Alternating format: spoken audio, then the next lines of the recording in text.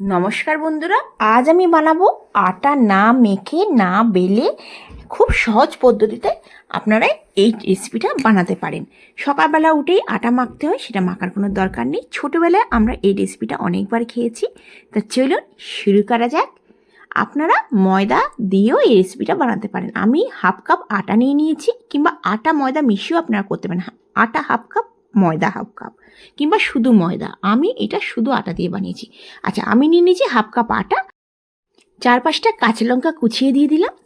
আচ্ছা, অল্প করে ধনেপাতা দিলাম, ধনেপাতা দিলে ভীষণ ভালো লাগে। আচ্ছা, আপনারা এতে পেঁয়াজ দিতে পারেন, টমাটার দিতে পারেন। আমি পেঁয়াজ টমাটার কিছু দিচ্ছি না, সিম্পল বানাচ্ছি। আচ্ছা, দিলাম স্বাদ অনুসার নুন, আমি হাফ চামচ নুন দিলাম, আর হাফ চামচ হলুদ পাউডার দিলাম, মানে হলদি গুঁড়ো। আচ্ছা, আপনারা এখানে কাশ্মীরি মির্চও দিতে পারেন।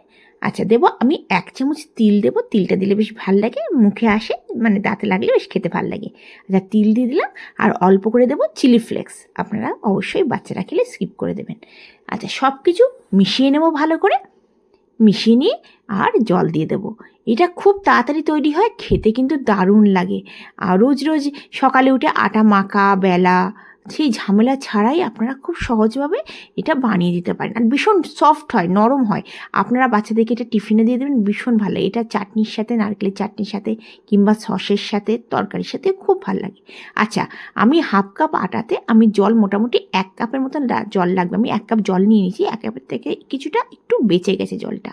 আচ্ছা, দেখুন এটা ভালো করে 3 থেকে 4 মিনিট আমরা চামচ দিয়ে ভালো করে ফাটিয়ে নেব। কারণ এইটা অবশ্যই করে দেবেন, এটা করলে ভীষণ সফট হবে। 3 থেকে 4 মিনিট ধরে ফাটিয়ে নেবেন। দেখুন আমার কিছুটা 1 কাপের থেকে কিছুটা জল কম লেগেছে। আচ্ছা, ভালো করে আমি মিশিয়ে নিলাম। মিশিয়ে দিয়ে আমি ঢাকা দিয়ে 10 মিনিটের জন্য রেখে দেবো। আর আপনার কাছে সময় থাকলে আধা ঘন্টা রেখে দিলে আরও ভালো হয়। 10 মিনিট হয়ে গেছে, একটুখানি ব্যাটারটা মিশিয়ে নেবো ভালো করে। দেখুন অনেকটা ফুলে গেছে। আচ্ছা, এবার ননস্টিকের তাওয়া নিয়ে নিয়েছি, নিয়ে 1 চামচ ঘি দিয়ে দিলাম। দিয়ে আমি ব্যাটারে দিয়ে দেবো। ভীষণ ইজি আর ঝটপট তৈরি হয়ে যায় সকালবেলা। আমি গ্যাসের ফ্লেমটা এখন হাই রেখেছি, হাই রেখে 1 হাতা দিয়ে দিলাম। দিয়ে একদম গ্যাসের ফ্লেম এবার লো করে দেবো। লো করে ঘড়ি দেখে 3 থেকে 4 মিনিট আমি রেখে দেবো। 4 মিনিট পর ফিরে আসছি। দেখুন ওপরে ব্যাটারটা একদম শুকিয়ে যাবে, তখন কিন্তু উল্টাবেন, তার আগে কিন্তু উল্টাবেন না। আচ্ছা, আমি 1 চামচ ঘি দিয়ে দিচ্ছি। আপনারা চাইলে একটু বাটার দিয়ে দিতে পারেন, রিফাইন অয়েল দিয়ে দিতে পারেন, যেটা ইচ্ছা। আমি একটু ঘি দিয়ে দিচ্ছি। আর আপনারা যদি চান যে আমি ঘি দেবো না, সেটা না দিয়েও করতে পারেন। আচ্ছা, নরম আছে, খুব ধীরে তুলবো আমি। তা প্যান থেকে একটা থালা রাখবো, রেখে আমি তুলে নেব। তার আগে আমি এটাকে উল্টে দিই। দেখুন খুব ধীরে, 4 মিনিট পর ওপরে ব্যাটার শুকানোর পরই তবেই আপনারা উল্টাবেন। 2 থেকে 3 মিনিট লো ফ্লেমেতে এটা রেখে দেবেন। গ্যাসের ফ্লেম একদমই হাই করবেন না।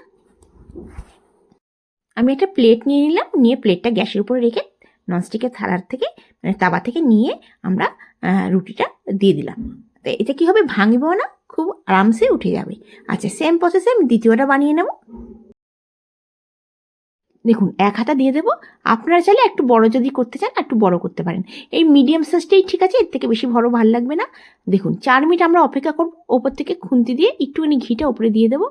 দেখুন এই খুন্তি দিয়ে একটু করে ঘি দিয়ে ওপরটা দিয়ে অবশ্যই দিয়ে দিলে কিন্তু বেশ ভালো লাগবে খেতে, মুচমুচে ভাবটা হবে। দেখুন এখন 4 মিনিট পর আমি ফিরে আসবো, তখন দেখবেন ব্যাটারটা একদম শুকিয়ে গেছে। আর এটাকে আস্তে করে উল্টে দেবেন। দেখুন 2 থেকে 3 মিনিট লো ফ্লেমে রাখবেন, অবশ্যই লো ফ্লেমে এই ফ্রাই করবেন। তাতে কি হবে, ভীষণ মানে খেতে ভালো লাগবে, নরম হবে। আর যদি গ্যাসের ফ্লেম হাই করে দেন তাহলে কিন্তু অতটা ভালো হবে না, পুড়ে যাবে, ভেতরে কাঁচা ভাব থেকে যাবে।